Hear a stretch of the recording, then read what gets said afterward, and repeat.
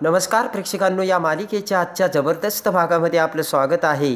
आणि त्यामध्ये आता तिलोत्तमा ही चारही सुनांना समजावून सांगत असते की आता तुम्ही आमच्या रूममध्ये जायचं आणि आमच्या बेडरूममधून तुमच्या चारही नवऱ्यांना घेऊन यायचं. ते ऐकताच आता सगळेजण डचकतात. सारंग म्हणतो त्यांचे नवरे इथे समोर बसलेत आणि आई तू काय बोलते. तेव्हा तिलोत्तमा हसू लागते. नील म्हणतो आम्ही तर इथे आहोत आई, मग तिकडे कसं. तेव्हा तिलोत्तमा म्हणते हे बघा, मी तुम्हाला जेवढं सांगते ना ते तेवढंच ऐका. तिलोत्तमा आता चारही सुनांना म्हणतात हे बघा, तुमच्या चौघींची ही नवरे आमच्या खोलीमध्ये आहे, तेव्हा जा आणि त्यांना इथे घेऊन या. सारंग सावलीला खुणवतो आणि जायला सांगतो. आता चौघीही जणी उठून तिलोत्तमाच्या बेडरूममध्ये जातात. तेव्हा आता तिलोत्तमा खाली सगळ्यांना म्हणते की हे बघा, तुमच्या चारही बायका आता माझ्या बेडरूममध्ये गेल्यात आणि तिथे मी तुमचे लहानपणीचे 4 फोटो ठेवलेत. आता मला बघायचं आहे तुमचे लहानपणीचे 4ही फोटो ओळखून तुमच्या बायका त्यांच्या नवऱ्याला इथे घेऊन येतात का नाही. आता चौघीही जणी बेडरूममध्ये येतात. तारा ड्रॉवर उघडते, इकडे तिकडे आता ते नवऱ्यांचे फोटो शोधू लागते. आणि ऐश्वर्या म्हणते की अगं कुठे आहेत आता नवरे, कुठे शोधायचं. तर सावली आता एन्व्हलप घेते आणि ते पॉकेटमध्ये आता बघू लागते. ऐश्वर्या म्हणते की बघितला का, ही अतिशहाणी नवरे काय तुला एन्व्हलपमध्ये सापडणार आहे का. तेवढ्यात त्या एन्व्हलपमधील 4ही फोटो आता सावली बाहेर काढते आणि हे म्हणते की हे बघा. अमृत आता ते बघते आणि खुश होत ऐश्वर्याला म्हणते की आमची सावली शहाणी नाही तर शहाणी आहे. ऐश्वर्या म्हणते की कधी कधी अंदाज चुकीचा ठरू शकतो, त्यात काय एवढं. आता सावली ती 4ही फोटो बघते आणि त्यामधील लहानपणीच्या सारंगला सावली बरोबर ओळखून म्हणते हेच आहे माझे सारंग सर. इकडे आता सारंग सगळ्यांना सांगतो की मला नक्की खात्री आहे सावली माझाच फोटो घेऊन येणार. तर तिलोत्तमा म्हणते अच्छा.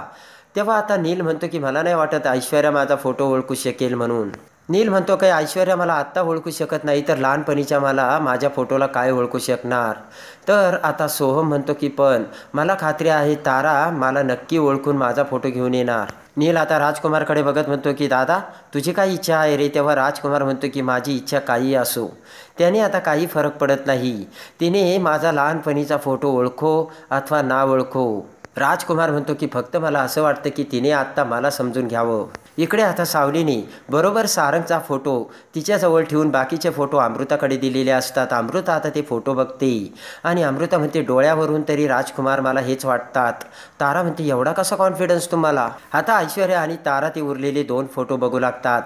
तारा म्हणते की यामधला सोहम कोण मला काहीच कळत नाही. ऐश्वर्या आता फोटो बघतच म्हणते की हे बघ, हे कपाळ डोळे आणि हे होठ दिसतं का, याच्यावरून हा नील आहे. तर तारा म्हणते की नाही नाही वहिनी हे बघा, हे नील दादा आहेत आणि हा सोहम आहे. आणि इकडे आता तारा ऐश्वर्यामध्ये नील आणि सोहमची चॉईस करण्यावरून आता पुन्हा वाद होऊ लागतात. आणि इकडे आता जयंती तिच्या मैत्रिणीच्या घरी आलेली असते. तेव्हा आता जयंती ही आता पार्लर करून खूपच मॉडर्न झालेली असते. आणि त्यानंतर आता सगळ्याजणी गोव्याला जायचं ठरवतात. जयंती म्हणते की मी ना या अगोदर 3 वेळेस गोव्याला जाऊन आली. तेव्हा त्या मैत्रिणी म्हणतात कुठल्या हॉटेलमध्ये थांबले होते. तेव्हा जयंती म्हणते की अगं 3 वेगळ्या वेळेस गेले ना म्हणून हॉटेल काही आता आठवत नाही. तर आता दुसरी मैत्रीण म्हणते की कोणत्या मार्गाने गेली होती गं, मलकापूर का कोल्हापूर. तर आता जयंती म्हणते की सरळ काट्याकुट्यातून गेले होते, काय बोलताय विचारताय तुम्ही. तेव्हा आता जयंती म्हणते की कुठल्या जरी मार्गाने गेलो तरी जाणार तर आपण गोव्यालाच, बरोबर की नाही. आणि आता जयंती म्हणते की हे बघ माझी ट्रिप पक्की करून टाक. ती मैत्रीण म्हणते की आता हे बघा प्रत्येकीचे 15,000 रुपये ठरलेले आहेत. तिची मैत्रीण म्हणते की तेव्हा तू मला 15,000 दे. जयंती म्हणते की उद्या मी तुला 15,000 ट्रान्सफर करते. आता जयंती विचार करते की आता 15,000 मी कुणाकडून आणू आणि कसे भरू. तर आता जयंती म्हणते की ती सोन्याची चेन जर विकली तर. तेव्हा पुन्हा जयंती विचार करते की नको नको, आता वातावरण खूप गढूळ आहे आणि थोडासा वेळ द्यायला हवा, दुसरीकडून काहीतरी व्यवस्था करायला हवी पैशाची.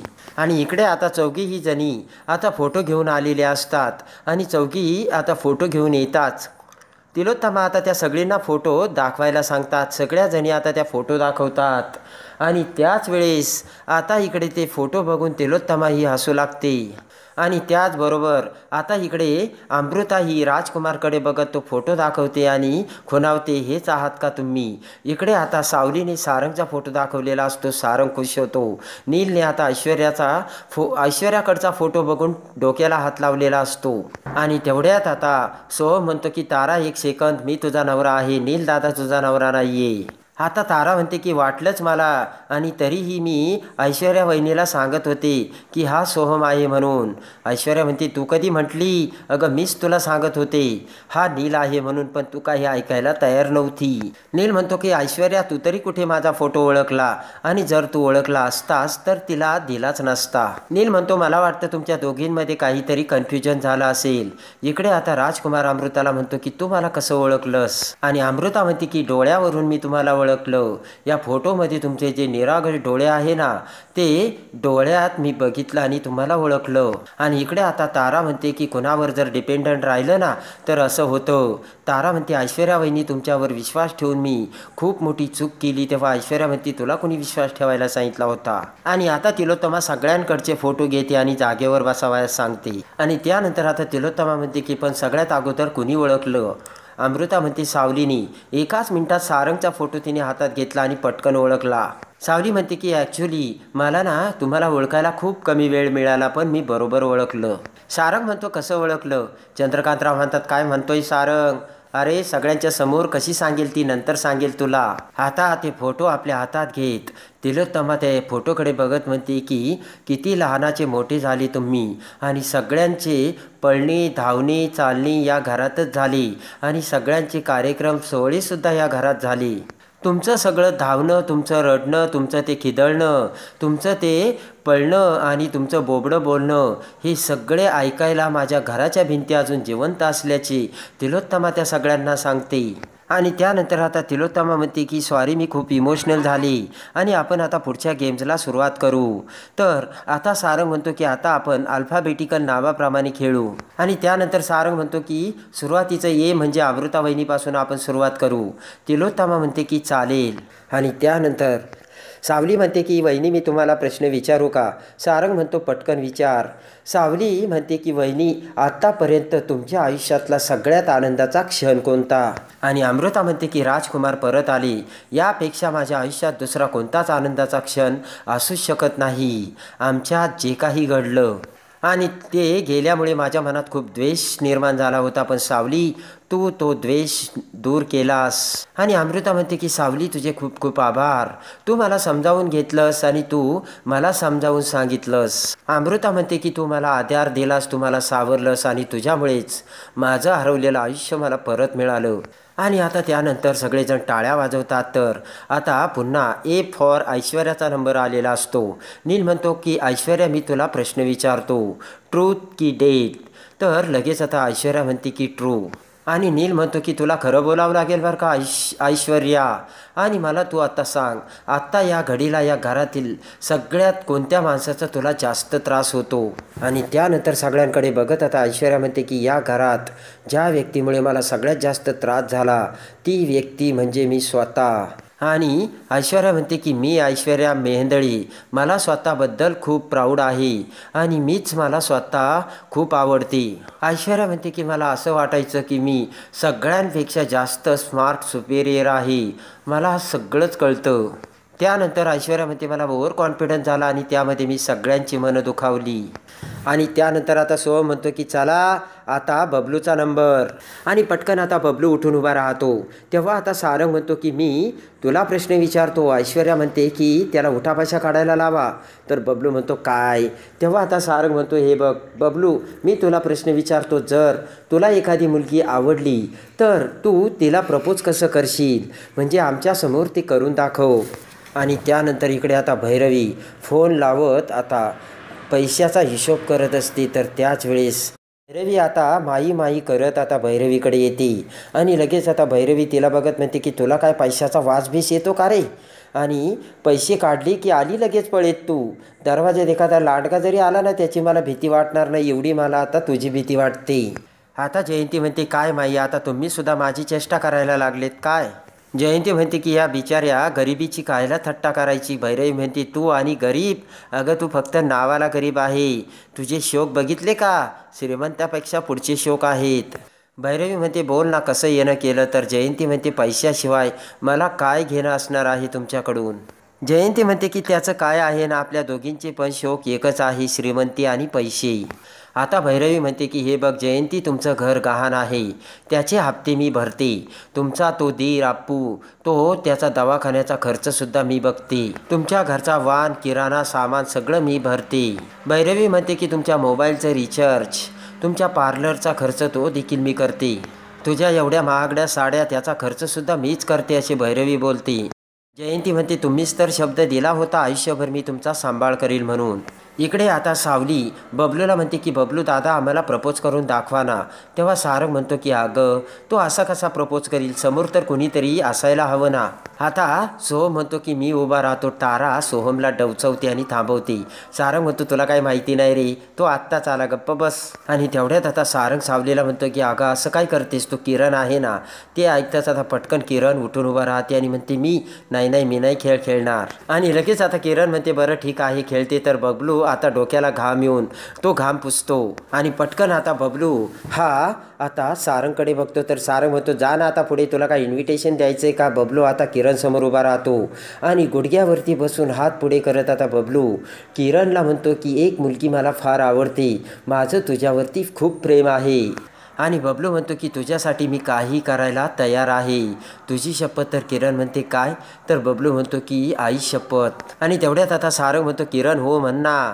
तर किरण म्हणते की वेडा आहेस का, त्याने मला कुठे प्रपोज केलं, त्याने तर दुसऱ्या मुलीला प्रपोज केलं. आणि त्यानंतर आता सारंग म्हणतो की आता काय पुढे सी. आणि लगेच आता चंद्रकांत रावांची वेळ येते. तेव्हा तिलोत्तमा म्हणते की मी विचारते. आणि तिलोत्तमा चंद्रकांत रावांना म्हणते की तुमच्या आयुष्यातील सगळ्यात मोठं सत्य कोणतं. चंद्रकांतराव म्हणतात की माझं तिलोत्तमावर असलेलं प्रेम आणि या कुटुंबावर असलेलं प्रेम. आणि आता सगळेजण टाळ्या वाजवतात. आणि त्यानंतर आता किरणची वेळ येते. तेव्हा सावली म्हणते की ट्रूथ की डिअर. तेव्हा आता किरण म्हणते ट्रूथ. सावली म्हणते की मी तुला प्रश्न विचारते. सावली म्हणते की तुझ्या जोडीदाराकडून तुला काय अपेक्षा आहेत. किरण म्हणते की माझ्या अगदी साध्या अपेक्षा आहेत. किरण म्हणते की माझा नवरा प्रेम करणारा हवा, काळजी घेणारा हवा आणि मला सांभाळून घेणारा हवा. किरण म्हणते की मुळात तो उंच हवा आणि इंडिपेंडंट विचाराचा हवा. तर बबलूची हवा टाईट होते. आणि सारंग आता हसत बबलूला म्हणतो की आता तुझा पत्ता कट बबलू. आणि त्यानंतर आता राजकुमारची वेळ येते. तेव्हा सावली म्हणते मी प्रश्न विचारते. आणि त्यानंतर आता सावली राजकुमारला म्हणते की जर तुम्हाला एखाद्या व्यक्तीला सत्य सांगायचं असेल तर तुम्ही काय सांगताल. सावली म्हणते की तुम्ही कोणतं सत्य सांगाल. तर राजकुमार म्हणतो की माझ्या हातून जे पाप घडलंय ते मला घरच्यांसमोर सांगायचंय. आणि तिलोत्तमा आता राजकुमारकडे बघू लागते. आणि त्यानंतर इकडे आता सावलीची वेळ येते. तेव्हा आता नील हा सावलीला प्रश्न विचारू लागतो आणि म्हणतो ट्रूथ की डिअर. तेव्हा आता सावली ट्रूथ घेते. तर नील म्हणतो की ट्रूथ घे, डिअर घेऊ नकोस. सावली म्हणते की म्हणजे नेमकं काय करायचं. तेव्हा ऐश्वर्या म्हणते मी सांगते काय करायचं. आता ऐश्वर्या म्हणते की हे बघ तू लहानपणीच्या सारंगला तर ओळखलं, पण आता आपण बघूया तू मोठ्यापणाच्या सारंगला ओळखतेस का. आणि ते लगेच आता ते ऐकून तिलोत्तमा हसू लागते. आणि त्यानंतर आता सावली म्हणते की म्हणजे नेमकं कसं करायचं आणि काय करायचं. ऐश्वर्या म्हणते की हे बघ तुझ्या डोळ्याला आपण पट्टी बांधू आणि त्यानंतर आता सगळेजण हात पुढे करतील. तेव्हा आता हाताच्या स्पर्शावरून तू सारंगला ओळखतेस की काय हे आपल्याला बघायचं आहे. आणि त्याच वेळेस आता तिलोत्तमाचा चेहरा पडतो. तर इकडे नील ऐश्वर्याला म्हणतो ऐश्वर्या असा कोणता खेळ काढतील. आणि त्याच वेळेस आता इकडे सावली म्हणते की मला मान्य असेल. आणि लगेच आता सगळ्यांना मोठा धक्का बसतो. तर आता फक्त हाताच्या एका स्पर्शाने सावली आता सारंगला ओळखणार असते. आणि त्याच वेळेस आता सावली म्हणते की मला मान्य आहे. तर त्याच वेळेस सावलीच्या मोबाईलवर भैरवीचा फोन आलेला असतो. आणि भैरवीचा फोन येता क्षणी आता सावली ही सारंगकडे बघते. आणि सारंगसुद्धा सावलीकडे. तर नक्कीच काहीतरी गडबड असल्याचा संशय आता सारंगला येतो. तर आता भैरवी सावलीला रियाजाला बोलावणार कशी. आणि इकडे आता ट्रूथ डिअरच्या त्या खेळात स्पर्शाने सावली सारंगला कशी ओळखते. आणि भैरवीच्या घरी आता रियाज करायला गेलेल्या सावलीला सारंग कसा रंगे हात पकडतो. या तीनही गोष्टीचं सत्य बघण्यासाठी आणि या मालिकेच्या डेली अपडेटसाठी आपल्या चॅनलला लाईक करा, सबस्क्राईब करा.